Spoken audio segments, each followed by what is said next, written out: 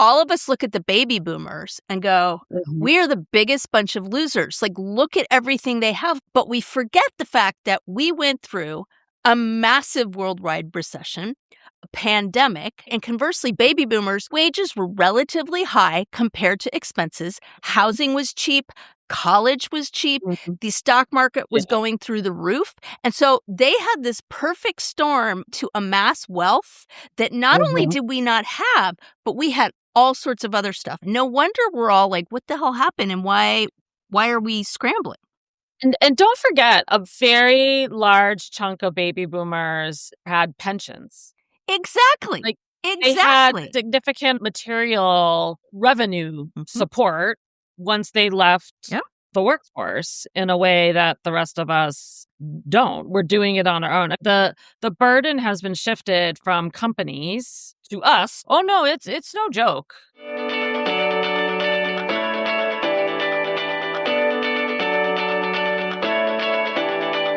Welcome to Drinks with the Girls. Conversations for women over 40 around connection, change, and the power of female friendship. Living well with stories to tell. I'm Karen, and this is Lisa. We are moms and solopreneurs stepping into our own, diving into real conversations about things that matter to women in midlife. We're here to spill the tea on everything that affects women in their 40s and beyond. Topics like loss and grief, changing relationships, launching kids, menopause, and reinventing ourselves in midlife. We are here to tackle it all. Connect with us through a blend of our lived experiences, our friendship, the memory of our moms, plus a collection of real stories, honest conversations, and engaging interviews that will make women over 40 feel seen and remind them that they're not alone on this journey called life. Let's go. Welcome back to another episode of Drinks with the Girls. We are very excited about this episode. We have one of our favorite guests back to do a part two. And I'm just going to leave you hanging. That's a little teaser for you right there. But we're going to talk about something very, very important. So you want to stay tuned. But before we introduce her, I'm going to let you know what I'm drinking. Lisa's going to make fun of me, but I'm drinking an ice cold Modelo with 2 limes. Wow. Why would I In a make fun glass. of you? God, you totally just have all this like judgy energy around me and drinks, man. Jeez, Louise. Dude, you judge my beers all the time because they're Okay. not craft beers. Well, there's that. Okay. The What are you PNW drinking? snob in me. I am drinking in one of my beautiful glasses that I actually shockingly still have from our wedding stuff. Don't know how that happened. And it's my fave. It's the Michael David Petite, which I freaking love. So, and special mystery guest, would you like to introduce yourself? You're not a mystery. Would you like to introduce yourself and say what you're drinking? Sure. My name is Karen Van Voorhis. I'm happy to be back for another episode. Thank you so much for having me. I'm a financial planner outside of Boston, and I am not drinking alcohol. I am drinking ginger ale with some cranberry juice in it. Well, that's a little festive. Yeah. Yeah, Ooh, Karen that is sounds doing all good. the end of the year things. So we are very, Yep. very pleased that she made some time for us. So I can probably understand why you don't want to go on a bender with us tonight. My It's plan. fair. Yeah, it's a busy 2 weeks It's- for a It's financial fair. planner. It's fair. A lot of year-end work to do. That's right. Yep. So you guys loved the episode that we did last time, and I'll put it in the show notes. But we thought it would be really cool to talk about, kind of what Karen's dealing with right now, which is the new year and resetting finances and just kind of like getting ready for tax season and all that kind of stuff, because she gave us such fantastic tips last time. So that's kind of the general theme. But as you know, we love our rabbit holes. So who knows where this will go, but I'm excited. So, Karen, let's dive in. What do women need to know as we head into the new year? What are some really good baseline things that we need to know this time of year in terms of our financial wellness? So sometimes I think about things to do in the new year into a little bit into 2 camps. So one is, what are the things that I need to be doing anyway? So what are some projects that I've been putting off, some things that I need to learn, some things that I've been wondering? And we talked about that in the other episode about women being more engaged and learning something they hadn't learned before about their investments, about their 401k plans at work. So there's some of that. And then sometimes in the new year, I like to think about what's different this year versus last year.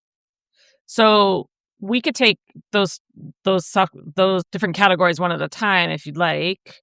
So one thing to think about, if we take the second one first, one thing to think about in terms of what's different in the new year versus in the prior year is often things like contribution limits go up for retirement plans and for things like health savings accounts, that those adjust for inflation depending on what's been going on with inflation. So they lots of times will pop up a little bit. And I mention this because this ties to people's payroll to the extent that you work for an employer and that employer offers you a 401k plan or a 403b plan. And to the extent there is a group of people in this country that are actually maxing out their retirement plan contributions at work. So if you're one of those people, just know that those limits increase at the start of every year. And so one thing you might want to do when you get your first pay stub in the new year or early enough on in the new year is pull off your pay stub and do the math around how much you're in dollars. If you keep going on how you're going, how much in dollars over the course of the new year will you be contributing to the 401k plan, for example? Or will you be contributing to your health savings account? Those are the two biggies usually when we have an employer. Yeah. I was doing every year, I was having my 401k contributions tick up 1% each year. Yes. But since my husband is not working and we're dealing with disability, I had to cut that for now because it was just like, I can't do this right now. I need to have some more, just, not disposable, but income at the ready. But I'll probably go back to doing it once, hopefully, everything gets straightened out. It's also good to get to know, while we're on the same subject of employer plans, it's good to get to know your plan a little bit, which is to say, for example, how much is the employer match, if indeed there's an employer match, which many plans, and the employer-related benefits generally are more robust in larger companies versus in smaller companies. But so, for example, if there's a match on what you're contributing, a potential match on your contributions, you want to be sure you're capturing that match. So if you're falling short, if the match is 50% of your income up to 6% of your salary, which that's a pretty common match, you want to be sure you're deferring that 6%. So if to date you've been settling in at a 4% contribution rate or a 5% contribution rate, it means you're leaving money on the table. If your employer is offering a match and you're not contributing in order to catch 100% of it. So that's always good to reevaluate. The other thing is, if we want to stay on employer plans for a second. So employer plans are getting more complicated. They're also getting more beneficial. They're getting more fancy, if you will. And as a result, we have to pay more attention to employer plans. And so a couple things to look at. One is how much are you contributing, as I mentioned. Two is how much is your employer putting in for you, if anything. Three is, what are those limits? The annual limits have gone up a little bit, and payroll won't automatically adjust that for you. So you need to physically go online and change that information. The other piece that is newish that is worth getting to know is this component of retirement called Roths. So people have probably heard of Roth IRAs. What's happened that's new is that Roths now are becoming a dynamic inside of employer-sponsored 401k and 403b plans. And that's something that is plan specific. Your plan has to offer a Roth feature, if you will. But more and more plans are starting to do that. And that's completely worth paying attention to. So, clarifying question. Yeah. What is I know what the difference is between a regular Roth and your 401k, but this sounds different. Can you clarify, like, 401k, 403b, and then this new Roth kind of situation? Yeah. So the way you want to think of it, a Roth is people use it to describe an IRA. Like I have a Roth IRA, or I have a regular IRA, I have a traditional IRA, or a Roth IRA. The word Roth, which by the way is named after a senator who 25 years ago from Delaware passed, Senator Roth, who passed the bill to create Roths. And you want to think of it as a type of dollar. You don't want to think of it as describing an account. You want to think of it as a type of dollar that's going into the account. So if you have a regular IRA, let's just stick with IRAs, which are not employer-sponsored plans, but they're similar, but they're just plans that an account that you would open on your own. But the same concept applies. If you have that, then what typically happens is you would make a contribution into this IRA. You'd get a tax deduction for it right now. So you would put on your tax return that you contributed however much to this particular traditional IRA, they often call it. So that type of dollar that's going in there is pre-tax because you got a deduction for it going in. And then while it's inside the account itself, it grows tax-free the whole time. Tax deferred. There's no taxes the whole time it's in the account. But on the back end, when you get into retirement and you draw those funds out, you have to pay taxes on them. So that's the regular sort of way of doing things. That idea has been in place since IRAs and 401k plans were invented. The new wrinkle now is Roth dollars. And Roth dollars, if you have an IRA, go into a Roth IRA. And that is where, and Roths are like the opposite of that, basically. So you don't get a tax deduction on the front end. You just take money out of your checking or savings account that has already been taxed to you. It came to you in your paycheck and got taxed, and you just are taking it and you're putting it into a Roth IRA. And then it grows while it's inside the account, tax deferred. And what happens is on the back end, when you take it out in retirement, it comes out tax free. So there's opposite sides of the same coin. So the dynamic of Roths is newish because it hasn't been around. I mean, it's been around for 20 years, but they haven't been very popular, but for the last bunch of years. It's also Roth IRAs in particular, we're talking about IRAs now for a second, are particularly popular with a younger generation. And the reason why they're popular with a younger generation is because, first of all, at some point, there's an income phase out for your ability to contribute to a Roth IRA. And so people who are younger or single earlier on in their careers usually are well within those ranges so they can do a Roth. Also, think about it. If you're earlier in your career, your tax bracket is usually lower. Your whole tax profile is not as severe as someone who is 55 and has been working for 30 years. And so as a result, it's really appealing for a population that doesn't pay very much in taxes because you're making the contribution with after-tax dollars. So if it's going to cost you something in taxes in order to make the contribution, you might as well do, it's particularly advantageous if you're only in a 10% tax bracket, for example, right? So what's happened is Roth IRAs have been around for a while. And by the way, it is useful from a financial planning standpoint to have pots of money eventually, so two different types of accounts that have different tax profiles. Because when I see clients who are heading towards retirement, one of the things that happens later in life, if you stop and think about it, is eventually paychecks go away. And then we have to start drawing on this magnificent pile of money that you've done such a fabulous job accumulating and investing for so many years that we in the field call the portfolio. So you have the portfolio and then you're going to start drawing on it. So a lot of the work that I do with clients who are either headed towards retirement or newly in retirement or in retirement is figuring out what account to draw from. Think about it. If you've been married for a long time and you have lots of different employers and you have some money here and you have some money there, right? You've got a lot of different choices. That's what we call a drawdown strategy or liquidation strategy.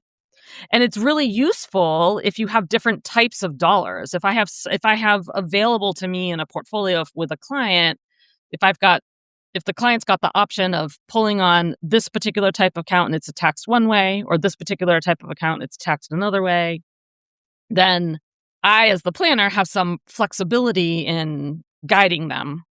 If they're in a very high tax year, we might opt to take out from one particular account. If they're in a particularly low tax year, we might opt to take out from a different account. So having Roth money in the mix is useful. Now, if we go back to the employer-sponsored plans for a second, this Roth idea has been introduced in the world of employer-sponsored plans. So, and this is particularly newish within the last handful of years.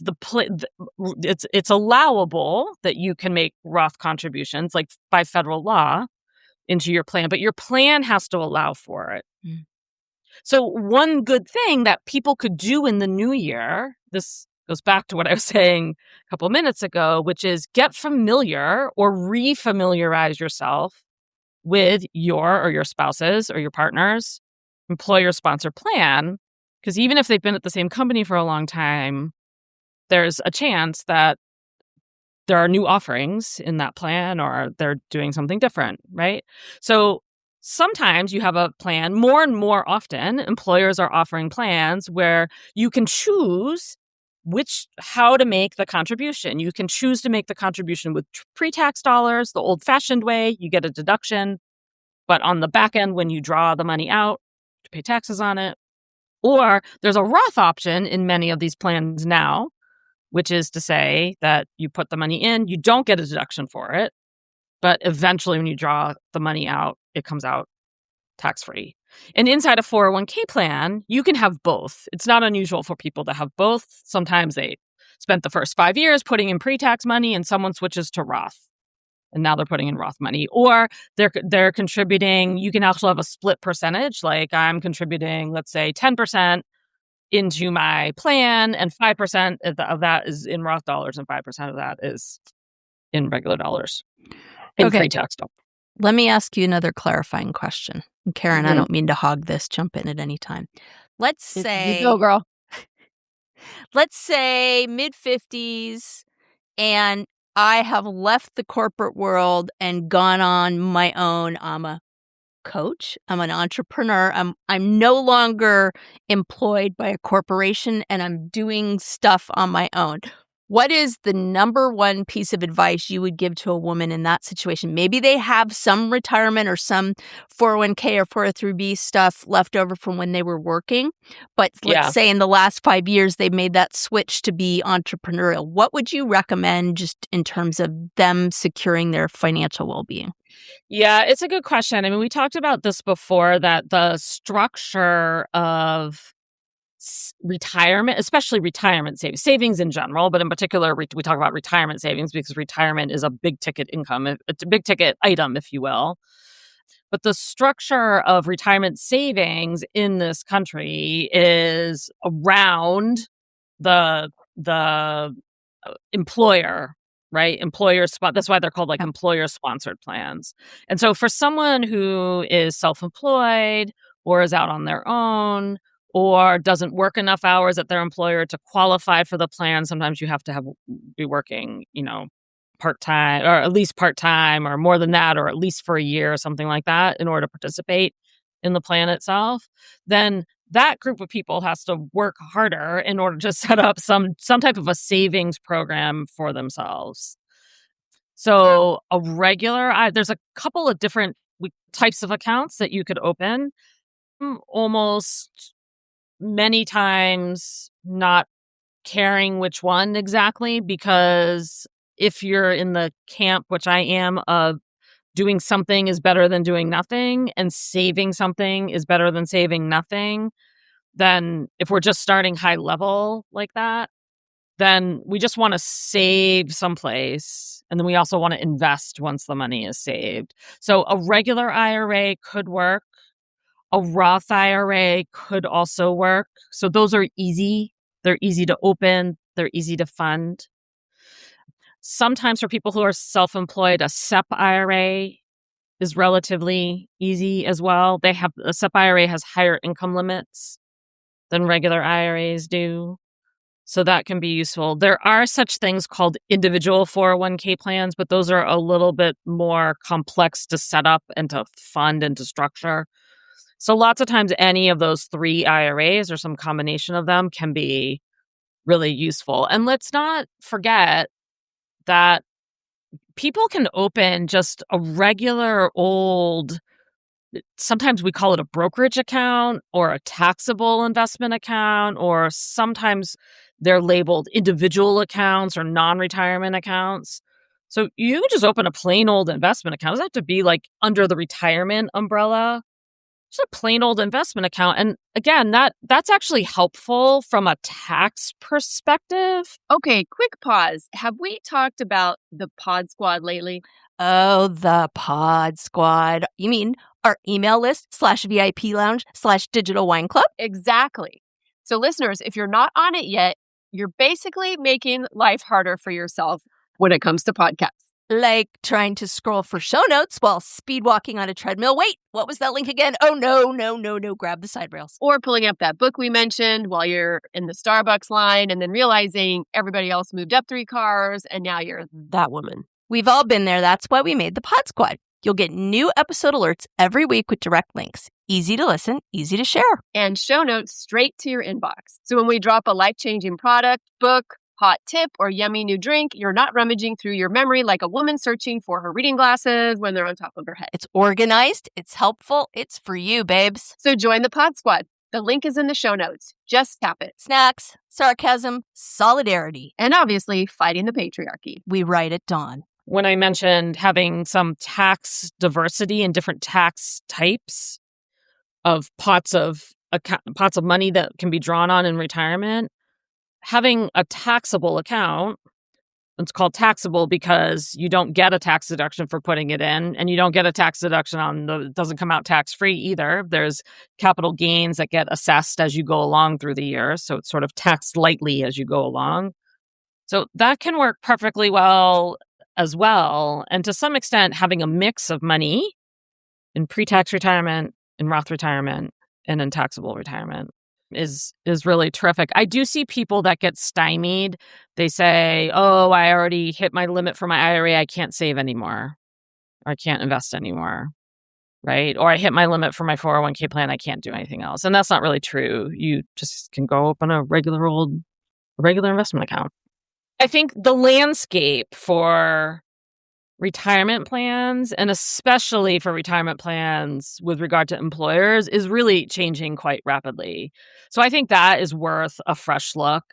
And it's helpful to do that early in the year, just because those plans are funded through payroll deductions. And if you're withholding like the wrong amount, you want to increase the amount that you're withholding, for example, or you want to increase it to capture the match, right? It's helpful to do that calculation early in the year when you have a lot more pay periods left than to wake up in November and realize you've underwithheld for the whole year, or thought you were contributing $5,000 to the plan only to realize you only contributed $2,000 this year because something happened. So doing the math on those first couple of pay stubs can be really helpful. What would you say to the woman? Because I have a lot of women that come to me and they're either divorced, newly retired, and single. And I think sometimes they want to put their head in the sand about the financial future. And I know it's hard. I mean, I've been there, so I show so much compassion and I try to navigate it tenderly, but also I know how important it is. So what would you say to that woman out there? And maybe she's a married woman also. Maybe she's a woman who maybe she just defers to her husband, or maybe she's just, she doesn't really look at all the things. What would you say to those women who maybe are intimidated to really kind of dive into all this stuff? Well, there's good news, bad news. The bad news is it's a very big job running a financial household. There's a lot of components to it in a way that there did not used to be. a generation or two ago. I mean, think of all the things I just named that did not exist. My father-in-law never had a 401k plan. It wasn't the thing. There weren't health savings accounts or flex spending accounts or 529 plans, which are kids' college funding. So it's more complicated. That's the bad news. There's more components. I feel like every component is self-contained. And so a good project is to not feel overwhelmed by all the different pieces necessarily, but to just say, this is the month at a time, right? This is the month where I'm gonna find the benefit site on my, or log into my SEP IRA at Fidelity, or call my benefits person, shoot an email to my benefits person at work and remind myself how I can log in and see my plan and what my plan characteristics are, right? So you can take little chunks and almost have blinders on and just say, this is the month I'm gonna figure out something about the 529 plans, or do some research about how much life insurance we really should have, or research if I should be, I don't know, refinancing my mortgage. Take one step forward, essentially. Yeah. And so, because that goes a long way. It really does. I think compartmentalizing is really helpful. And if you do and that, I think it gives you I'm sorry. Yeah. I think also it gives you momentum. So then you're like, okay, I did this one thing. Yep. Now maybe I can do the next one thing. Yeah. And I just think of it as learning. I believe in lifetime learning, and learning has been shown to be beneficial to humans in so many ways. And so you're learning about what your life insurance policy is now. Go find out.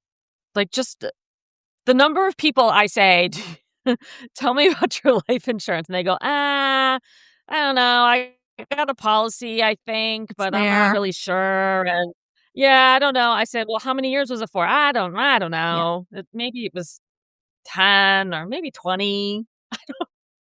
I think this is so helpful. I don't know. It's on auto pay. How much is it for? Like $100,000 or $1 million? I don't know. Are you worth more alive or dead? Let's start there. I don't know. What you said, I think is so helpful though, because it's like, it's not, because we think, oh, it's just me. I'm 57. No. I should know this by now. And I'm so embarrassed, and I don't want to go hire somebody. I don't want to talk to a professional because I'm so embarrassed that I don't know these things. Oh, no. Okay. Thank you so much for clearing that up, because I think that's a huge part of it. Yeah. And so just for the record, I met Karen because she is part of my lovely Smithy network. But the reason that I was like, because we were trying to find someone to talk about financial stuff on the podcast.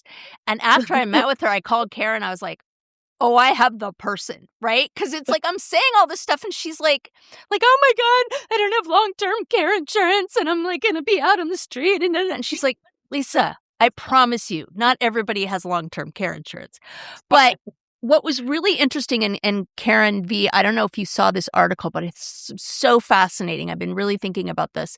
It was I'm going to blow it, but I'll put it in the show notes. But basically what it talked about is, and I'm specifically talking about people like in our generation, like within the last 10 years, the fact that all of us look at the baby boomers and go, we are the biggest bunch of losers. Like, look at everything they have. Like, what is the deal? But we forget the fact that we went through a massive worldwide recession, pandemic, right? And conversely, baby boomers, their wages were relatively high compared to expenses. Housing was cheap. College was cheap. The stock market was going through the roof. And so they had this perfect storm of kind of like, what do you want to say, a fertile ground to amass wealth that not only did we not have, but we had all sorts of other stuff going on at the time. So one of the things I've been working about with my therapist, and I know we talked about this last time about how the CPA exam now includes like questions that you would when you're counseling people because we're like, oh my God, Oh, you're a yeah. counselor. There's a psychology component. Right? Mhm. But Yep. one of the things I've been working through is, okay, you need to stop with the blame and shame because guess what? You survived. Like, you survived losing your job 4 times. You survived 4 different Yeah. forced moves. You survived your husband having to go on disability. You survived 2 kids that, and on and on and on. And so I'm really trying to change the narrative in my head to that because it's like, those are real things. But I thought that article was so interesting, and I've been wanting to kind of get your opinion about it because it was like, oh my God, no wonder we're all like, what the hell happened and why are we scrambling? And don't forget, a very large chunk of baby boomers have or had pensions. Exactly. Like, Exactly. they had significant or material revenue support once they left Yep. the workforce in a way that the rest of us don't. We're doing it on our own. I mean, that's the Yep. thing is it's the burden has been shifted from companies who paid a pension Yep. to all their retirees to us, to the consumers, to individual investors having to do it on their own. Oh no, it's no joke. This is a heavy lift, and for people that are in a partnership where you've got 2 people who can divide and conquer, it's made a little easier because there's 2 of you. It also can be made a little bit harder because putting 2 people with significant, money Opinions. beliefs and opinions and different amounts of knowledge together in a room to figure something out can also be volatile, sometimes. So sometimes that's not always great. There's pros and cons to you being one person, single person. You only have yourself to deal with. That sometimes is a really great blessing. Yeah.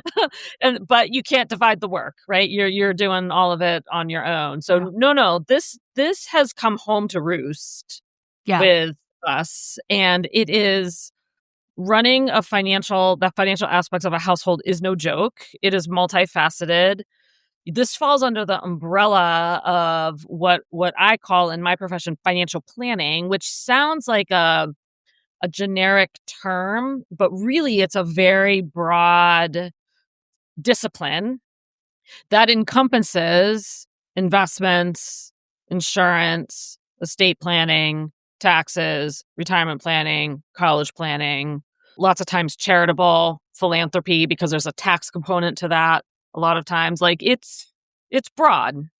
It's broad. And there's a reason why I'm very busy. There's a reason why I have some level of job security, and there aren't enough financial planners in this country, and the need is great because so I believe in some combination of doing it yourself and the whole like it's a new year, let's learn some things. But recognize that it's okay to have a combination of I figured this out myself and I'm doing it, and also I feel like I'm at the place where maybe I want to check with a professional. You could do that too, and that different phases of life sometimes too. Sometimes you do it yourself for a while. Sometimes you can check in with a professional. There's people who use professionals the whole way through. But I think that really calling it out that paradigm shift has happened with our generation. I mean, I remember we were talking about this last time. It's like, okay, all these things have gone away because essentially you could be the wife who just let her husband kind of deal with all of it, right? And then your husband would retire and he would get his pension, and 5 years afterwards he would drop dead on the golf course.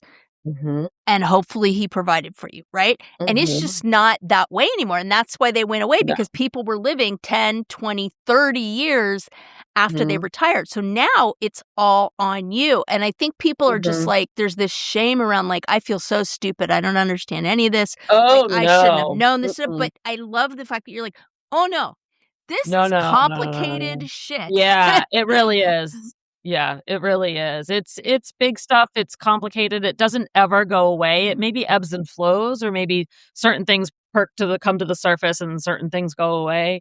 But no, it is ever present. It really is. But I do think you can make progress and feel better. And Karen, like you were saying about like getting momentum, if you can bite off little chunks of something, and some things appeal to people in a way other things don't. So digging up your old life insurance policy to see what's up with that and calling the company to find out if this thing is even still active. They call that being in force, if the policy is still in force. That might be your idea of something to put on your to-do list on a Saturday morning. Yep. And for someone else, they might be like, yeah, no, thank you. I'd rather hop onto my IRA Peloton. and take a look at that. Yeah, or whatever. So, yeah, but it goes back to what I was saying before. Doing something is almost always better than doing nothing. So in that vein, how should we prioritize things? Because, Yeah. there's, we have to have emergency savings fund. We have Yep. to, have to contribute to the IRAs. We have to, if we have the health fund, health savings fund, so how do we prioritize? And paying off debt. Let's not forget about that. Yeah. Well, it's a very good question. Realize that there are almost always through a life competing interests for the dollars coming into your household. So you're not doing something wrong. That's just almost always how it is, because the list is long of where those extra dollars, if there are extra dollars, the list is long of where those extra dollars can go. I struggle with it, and I'm a financial planner, right? Should I be putting more money in my kid's 529 plan? Should I be putting more money in my husband's SEP IRA because he's self-employed, so he has a SEP IRA? Should I be putting more money in my 403b, my 401k plan rather, at work? Should I be, doing something else with putting more money in the emergency fund, paying down the mortgage? There's a million things, right? So it used to be a long time ago, you saved for college. And when you built up a little bit for college, and you turned around and you saved for retirement. That was my parents' generation, right? Then that script got flipped. And now you do hear people say, advisors will sometimes say, you should pay for retirement, save for retirement. Well, even if that's at the cost of saving for college for your kids, because no one's going to give you a loan in retirement, but someone will always give your kid a loan to go to college. Hey there, I'm Lisa Coricella McDowell, your midlife Pacific Northwest princess, here to guide you in the art of next leveling your life. I'm passionate about women's health and wellness in midlife, especially for moms parenting kids with unique needs like I do. I truly believe we can learn, grow, advocate, and care for the planet while taking care of ourselves and our families. And I'd love to help you do the same. And I'm beyond excited to tell you about my membership for maxed out mamas just like me, the Empowered Parent Collective. It's a space for parents to confidently advocate for their kids, build inclusive communities, educate themselves, and find balance and support along the way. To find out more about the Empowered Parent Collective, my classes, wellness offerings, parenting tips, advocacy resources, and exclusive Drinks with the Girls goodies, head to nextlevellifewithlisa.com.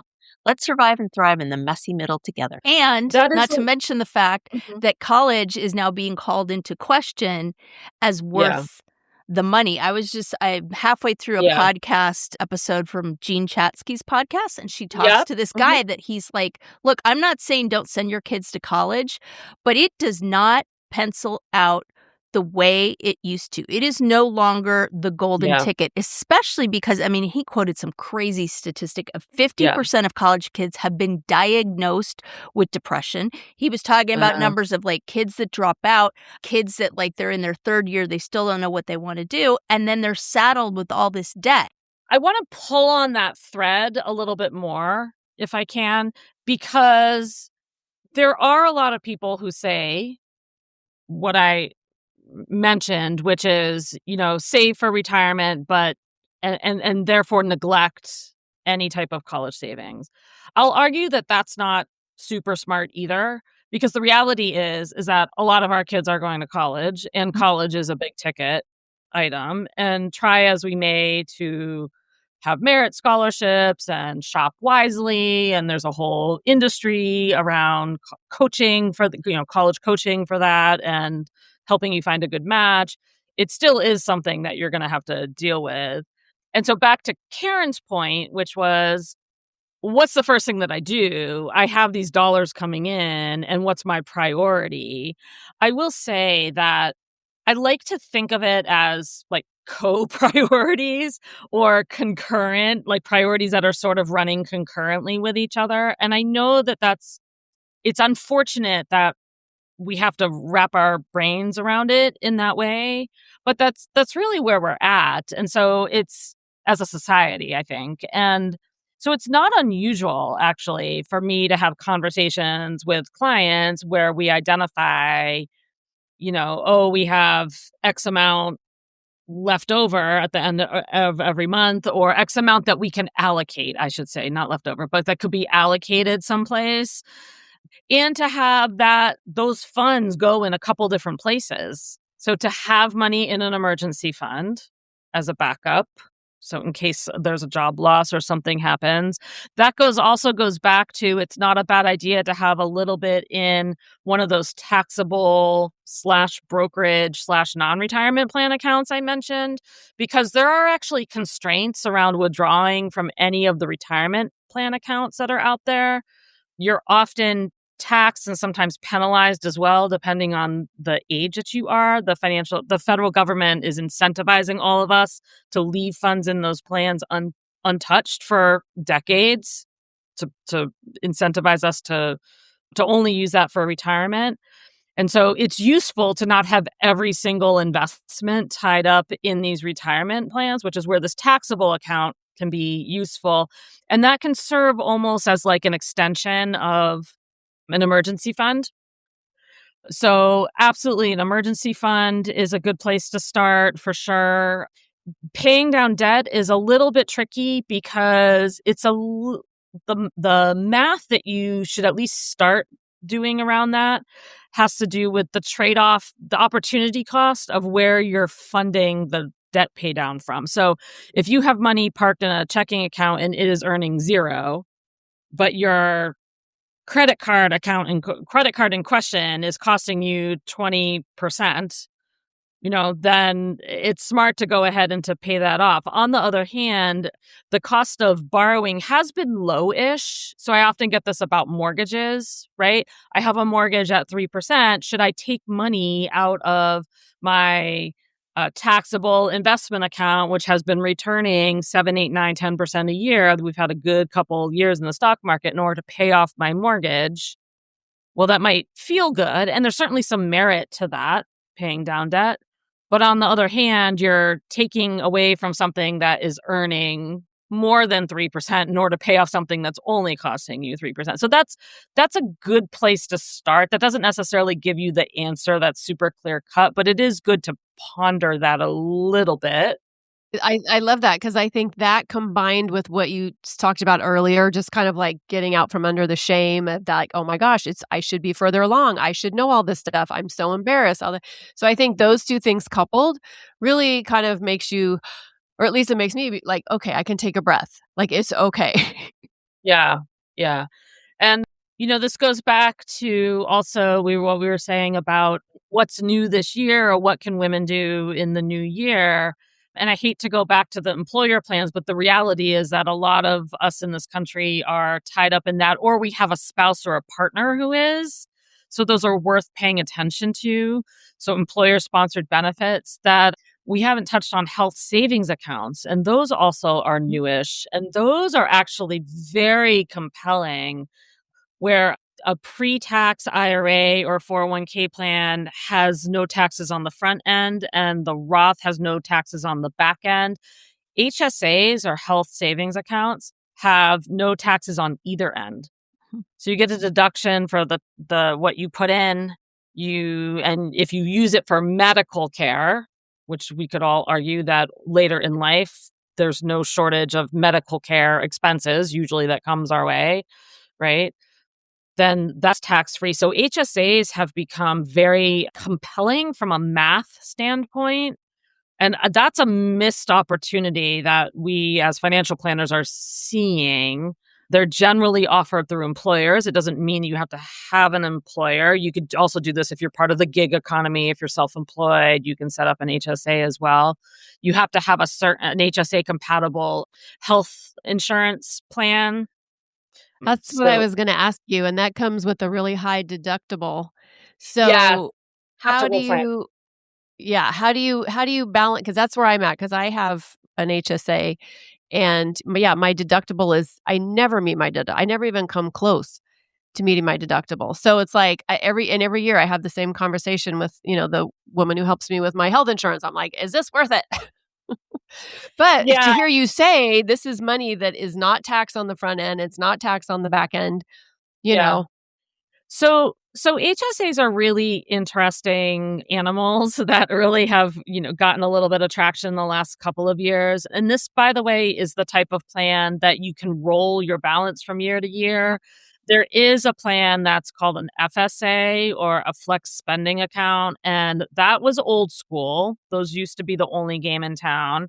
And now HSAs are on the scene also.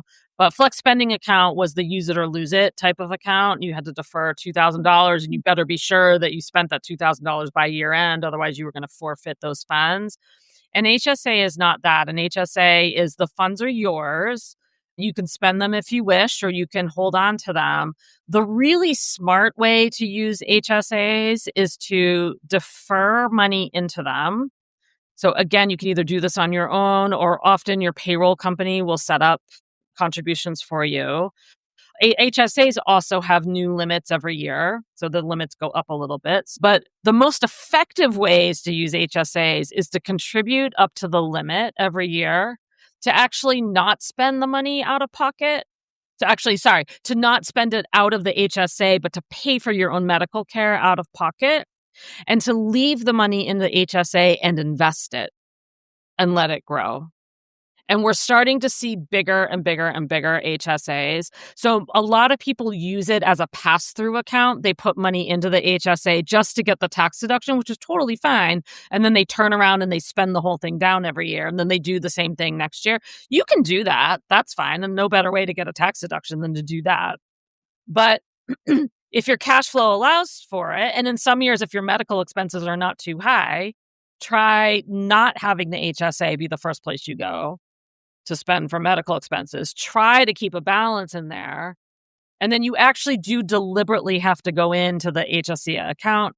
A lot of the interfaces on those websites are still not great because they're not quite so widely used yet. They've gotten better over the years, but they're a little bit clunky to work with. But you can go back into the HSA, and then usually what you do is you carve out a certain amount. Like, I'm going to leave $1,000 over here in cash, and that way, if I have medical bills that come up or I need to pay something, I have it there. I have a little bit of a cushion. But the other $5,000 that I have, I'm going to go ahead and invest, and that's going to be my long-term money. And I will say that I switched to an HSA 2-3 years ago, and that has been a game changer for my family because we have ridiculous medical bills. I've got 3 people with mental health issues, Yeah. and it's insane to keep up with the bills. And so for me, that has been like a lifeline. I don't usually end up with much at the end of the year to invest, but at least I'm spending pre-tax dollars and not paying for everything out of pocket. So hopefully someday I'll get to roll it over. But right now with 3 therapists and 2, OTs and, it's a lot. And remember, we talked before about how life isn't linear. Mm-hmm. Right. So this year and next year might be high medical bill years, but there might be a window of a couple of years that aren't. Like you can't know. And so this is where you just try to take advantage of, especially employee related benefits that come your way, the best you can. And Karen, to your point, to your comment earlier about the deductibles, people are really scared of the high deductible plans. But the reality is that it's something like only 30% of people with high deductible plans actually hit their deductible. Now, there's the years, Lisa, that you're talking about, and I've hit them too with 3 teenagers, and we had hospitalizations and whatever, and we did hit our deductible actually a couple of years in a row. But for the most part, if you just start playing the odds, it sort of doesn't make sense to say I don't want to have a high deductible health plan because I'm scared of that deductible. And frankly, if you're going to pay the deductible, you should be putting aside those funds, send them into the HSA anyway. At least you get a tax deduction for them, Yeah. right? And I But guess many not times, meeting the deductible is a good thing. right? I mean, many times that fear doesn't actually come to fruition. And all that Yeah. means is that you missed out on an opportunity to have a plan that's linked with an HSA, and then you have missed out on an opportunity to add to an HSA. And I might also add that I like to be opportunistic about a lot of things, but also especially about HSAs because they are tied to the type of health insurance plan you have.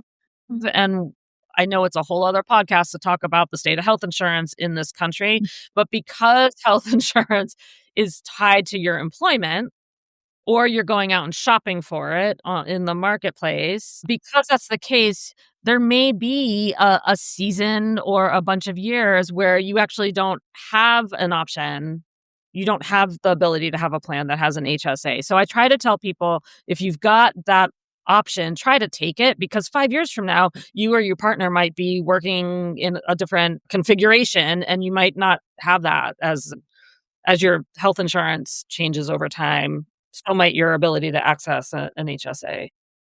Such great advice. I love your words, that life, I mean, it's just it's not linear. It's not going to be this straight line. And so I love that you are really just speaking to that tonight because I think it is so helpful to be able to wrap your mind around all of it and not feel some kind of way because, you're not further along or you don't know all this stuff. Can No. we switch gears and talk about Social Security? I cannot believe the 3 of us even need to I can't believe we're talking about Social Security, but can we? Yeah, of course. What would you like to know? Just the idea of it and how it works, the basics? I I just well, because, you hear mixed things. Should you Yeah. draw it as soon as you can? Oh, Because guess what? That's like 5 years away from me. Holy mackerel, what? yeah. Or do you let it you keep it in there and let it ride? And what do you see, as changing? What's true? What's not true? What do we need to know? So a couple things about Social Security. So first of all, a couple of basics. One is that so the earliest that you can draw is age 62 on Social Security. Most people in this country do draw early, and it's considered an early benefit. What's considered to be your full benefit is everybody has an age called full retirement age, FRA. And you can look up your FRA. It depends on the year you were born. Many of us listening to this, our FRA is 67. A lot of people in this country, it's 67. It's people of in a certain decade, sometimes it's 66 and 10 months, but they've been raising the FRA from lower than that up to 67. It's not higher than that for everybody. So for a lot of people right now, it's 67, but that's something you can look up pretty easily. And so at your FRA, knowing that age is helpful because at your FRA, you are deemed to be eligible to take what they call your full benefit or 100% of your benefit. That's how you want to think of it. So if I can hold out to 67, I get 100% of my benefit. If I choose to take it as early as 62, I get a reduction in what I can pull. And if I also can stave off past my FRA, if I have a spouse who's continuing to work, or there is a pension in the family, or I have other resources, perhaps waiting till 70, that's the latest that you could wait past 70, but there's no advantage to waiting past 70. So typically lots of times you hear people talk about waiting till 70. Then at 70, there's a premium paid for every month that you wait past your FRA. There's a premium that is paid to you that is an additional benefit that is locked into your payment for life. So you're right, Karen, that a lot of people say, well, when should I start taking Social Security? The crossover age, if we want to be morbid here for a second, is around age 81, 82. So if you think you're going to outlive age 81, 82-ish, that longer lifespan makes it worth it to not take it earlier, but to wait to 70 in order to lock in that premium. And the premium is a handsome increase. It's actually 8% per year that you wait and I'm using 67 just now as a general age from which to start, right? But for every year you wait from 67 to 70, it's an 8% premium. And this is a law that's been in place for decades that hasn't been changed. So 8 times 3 is 24. So that's a 24% increase. It's not a tiny increase. It's not like 5% more, right? 24% increase if you can wait those 3 years past 67 to 70. Now, there's a lot of considerations. Sometimes it matters the age of your spouse. If your spouse is significantly older than you or significantly younger than you or the same age as you, that's because you both are able to collect Social Security. Sometimes it has to do with if you're legally partnered or not. So sometimes single people are saying, yeah, that's great if my, crossover age is 80 or 81, but frankly, I want to travel now. So what am I waiting for? Like, I'm not trying to provide for a spouse if I die. I'm not trying to provide for my kids. I just want to have some income, right? So sometimes our considerations around people who are single is different than people who are partnered or who are legally married. This is what we call Social Security claiming strategies. It's a whole thing in and of itself. There's software out there that financial planners have that just does this. It just does maximizing Social Security. I would say that, remember, the way you figure out the best way to claim Social Security is to know the day you're going to die. Alrighty then. If we knew the day we were going to die, then we could back up and say, well, if I'd known I was going to get sick and die at 71, I might have made a different decision than if I lived to 94 and didn't even realize that I was going to live to 94, right? You don't have software that does that? My name is Karen Shatafian, and I am a shameless coffee addict and empowerment coach for women, and my love language is authenticity. My mission is helping women unapologetically design a life they're in love with. Because what the hell are we waiting for? My website, KarenShatafian.com, has all my coaching packages and free offers like my midlife reclamation guide. In it, you'll find tools to help you decide how to create the most inspired and empowered version of yourself and your life. You can find me on Facebook and Instagram talking about ways women can show up for themselves after decades of showing up for everyone else. Join me as we throw off the shackles and live our best freaking lives. See the show notes for all the details. Cheers. You can't know. And so this falls into the camp of making the best decision that you can make with the information or the hunch you have at the time and not beating yourself up about it.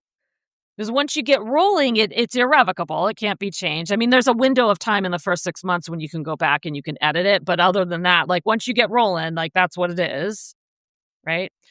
Speaking of women, one thing I will say, do you know one really big missed opportunity for women is women who have been married, to the extent that women were married for more than 10 years. And they're no longer married. So that means having gotten a divorce or having been widowed, right? Those women can potentially claim their benefit using the spouse's earnings record. So all of us have Social Security amounts, and everybody should log into ssa.gov, which is all of us have an account there. So here's another thing to do in the new year. Go find your Social Security account, log in, get your username and password, make your spouse do the same thing because you all have separate ones, right? Put it into the list of usernames and passwords for everything else you got. Keep half an eye on that. And you can pull off the little statement that's there, and the statement will have a page that says, this is your earnings record, and it's your reportable income for all the years that you file tax returns, going back to when you had summer jobs in high school or college. Right. And it's from there that a formula is derived based on your earnings as to how much Social Security you're entitled to. And I'm telling you this because there's a lot of women who out there in America who are or have been married to men, and the women were the lower earner and the man was the higher earner. And if you are in that case, and let's pretend there was a divorce, right? You have the option of getting your Social Security benefit either being using the formula based on your own earnings record over the last however many years or decades, or your spouse's earnings record over the last couple of years or decades, whichever's higher. And this has nothing to do with him. It doesn't impact him at all. It's just that you're entitled to the formula that is the most favorable for you. But you have to bother to ask for it. Right. And that is something I see that a lot of women don't really realize. As soon as you get past the 10-year mark, and there are women out there, I have heard stories where they dragged out their divorce proceedings from year 9 to year 10. Yeah, just so they could, stave off the divorce until that 10-year mark. I know, to that 10-year mark. Yeah, there are some clever stories out there. Well, but I think that's an important piece, that it doesn't impact him, because the women that I work with who have been divorced, a lot of them either I don't want to have anything to do with him anymore. I don't need him. And I'm like, hold up. Or they feel this guilt, or they feel some kind of feelings, and they don't want, and it's like, it doesn't impact him. Like, he won't even feel it. He'll just sleep like a baby, just like normal. No problem. He doesn't even know about it. Yeah. He's not even notified. It's not his business. He doesn't have anything to do with it. But if it's the difference between taking home $2,000 a month and taking home $3,500 a month forever, for life, that's a crazy differential. Yeah. It's like I tell my clients, don't think about your 57-year-old self. Think about your 70-year-old self. Yeah. What does she want to do? Yeah. And that's the other thing, that sometimes when we talk about claiming strategies, sometimes one strategy is for the higher earner. If we've got a married couple and we have somebody we have disparate earnings, right? Then lots of times it's worth it for the higher earner to bother to wait till 70. And the reason why we would encourage that is because when eventually there's a death, and if the higher earner passes away, then not every time, but in many cases, the modified benefit for the surviving spouse spins off of what the deceased husband, for example, what he was claiming. So if we have a very high earner, I don't want to see that high earner claim at 62, because if they pass away, widow is going to get a piece, but we'll get some type of monthly, an adjusted monthly income, but it will be based on what 62-year-old claiming was rather than 70-year-old. The other thing I want to say is, someone that's coming at Social Security from a different aspect, because I'm in the process of applying for disability for my husband and my son. Let me tell you, they have, as we all know, the Social Security Department has been doged in a big way. And it is very difficult to get a hold of a person. And frankly, even if you get a hold of a person, they don't know anything. I promise you. So as much information as you can get online or with your financial professional, do it, because it is almost impossible. And I'm talking about like, hey, my husband needs a medical appointment to get the next piece of the major stuff, right? And they're just like, well, I don't know, wait for the letter, literally. So just a little tip. Yeah. Social Security, there's Social Security retirement, which is what we were talking about a minute ago, but there's Social Security disability, and there's a couple different forms of that, and that is a whole other world. Oh my God. It's been You're a nightmare. exactly right, Lisa, it is just a morass of anyway, much less having the department having been cut by this new administration makes it just enormously difficult. I will say that there are some financial planners, most financial planners, my peers in this field, are generally not particularly strong in Social Security retirement claiming strategies, not to mention disability claiming Social Security disability claims. However, take heart, there are some financial planners kicking around out there who specialize in this. So that is number one. You can look for that. A quick Google search will yield those names. There also are some companies, like small businesses out there where this is what they do. Yeah. Now you have to hire them, so you're outsourcing your angst and your work and your time to somebody else, but that can be an interesting and perhaps a stress reliever for a family to outsource that. And I know that it's a tricky tightrope to walk about what we try to do ourselves and what we pay for someone else to do, but there are more and more businesses, people that are very skilled in the medical community that can either be an advocate or do the work on your behalf or educate families. So I'm grateful. I'm grateful for that there are experts around. It is, And there absolutely has been an uptick of claims, people claiming early just to turn it on, just so that they can get it rolling because they are nervous. The planning community, the financial planning community actually does not really worry that much about the whole thing going under in some type of disastrous way immediately. So we're not those feel like unfounded fears, but it's very valid what people are feeling about. You feel very vulnerable, and we understand that. I have had a couple of clients that are just like, I'm out, not before I managed to hang in there. I'm all done. Gonna turn this on.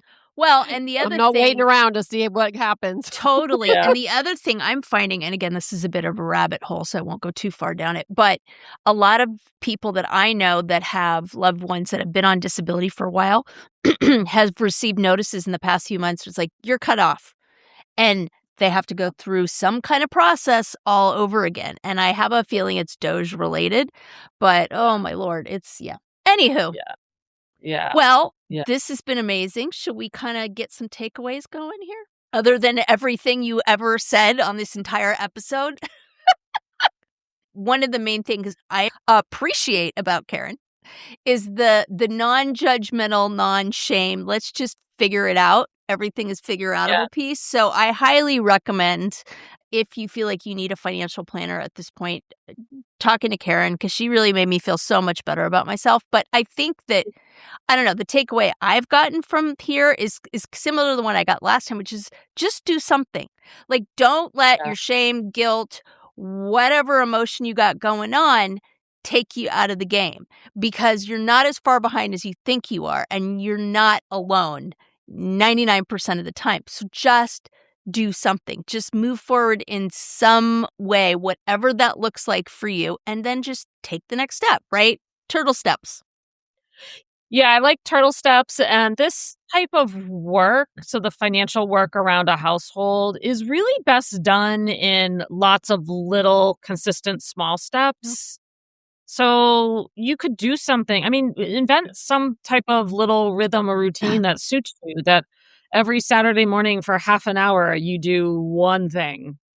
You go into the banker's box in the basement and find the old life insurance policy, or you whatever the thing is, you send a note to your benefits person and say, can I have the packet that describes the 401k plan? I want to see if there's make sure whatever the match is, I want to understand what the match is. So little tiny things over consistently is useful too, but small things over a long period of time actually really, really, really make a difference. And it's all just learning all of this. And if you have a spouse or a partner that's game, you can divide and conquer a little bit. As we talked about last time, it's not unusual in a couple for that work to be very lopsided, that somebody in the couple has more of an inclination or more a particular interest or has a better skill set for that than someone else.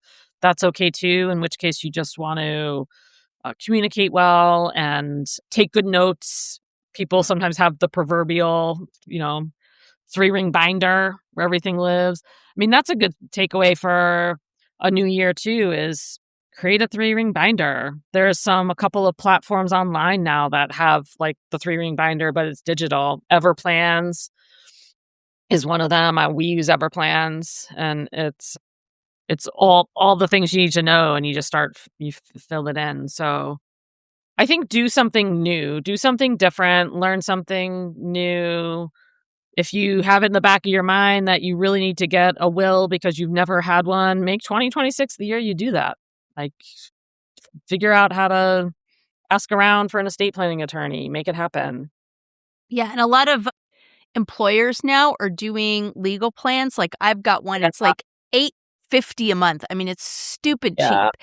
And they usually include some type of an estate plan in it. I mean, I'm no Karen Van Voorhis, but I tell you what, like that is the best deal of all deals because it Yeah. really, like, you can get an estate plan set up. You have insurance again in case you need a lawyer. But I mean, get an estate plan. Like that's that's bottom line, I think. Yeah.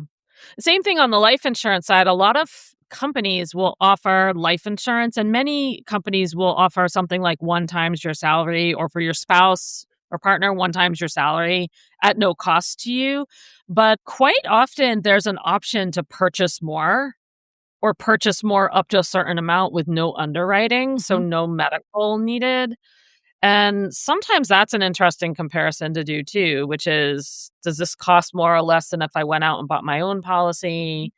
I like the idea of having an independent standalone policy because then you're not beholden to this employer to have it to be covered, right? You have your own outside. But I think employee benefits are getting more robust and they're getting more complex. And I think it's good to understand what you're paying for out of your pay stub, what's being offered at an employer that you might not have been taking advantage of in the past. Those are all good things, I think, for a new year. A little let's get organized. I like that too. I tend to pull off all the December 31st statements of everything.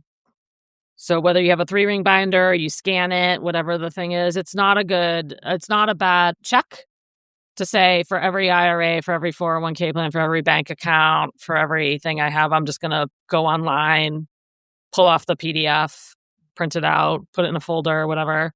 December 31st.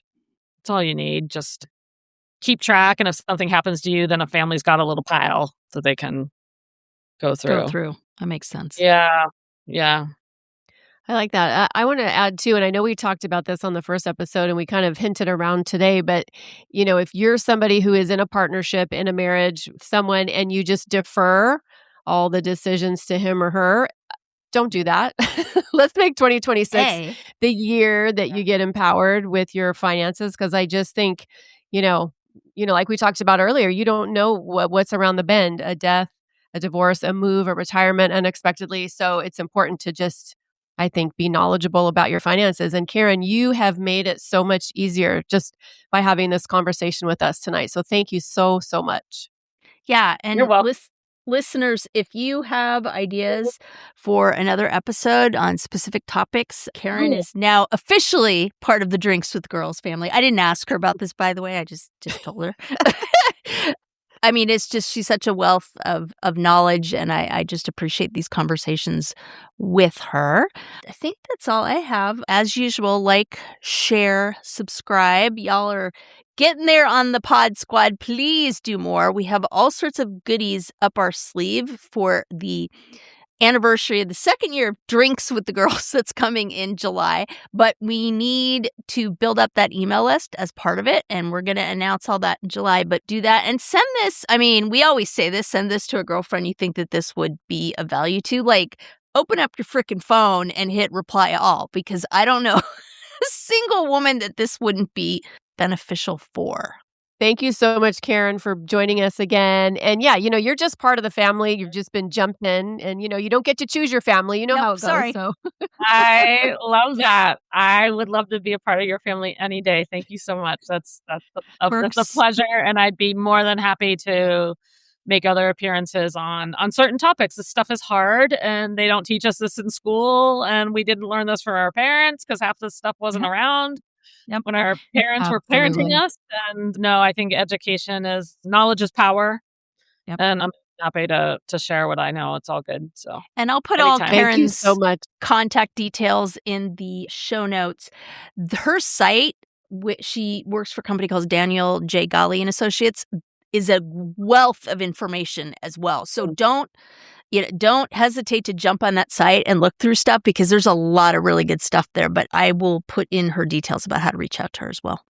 Thank you. So listeners, this is your chance. If you have specific questions about your finances, anything that we've talked about or anything that we didn't talk about, you've heard Karen. There's no shame involved. There's no judgment. You're not behind. There's nothing wrong with you. So either DM us on Instagram, reply to the email that you get on the Pod Squad, get a hold of us. We're easy to find. Send us your questions, and we will definitely be having Karen back. So thank you, and I will sign off by saying cheers. Cheers. Cheers. I put my drink down, but cheers. Quite all right.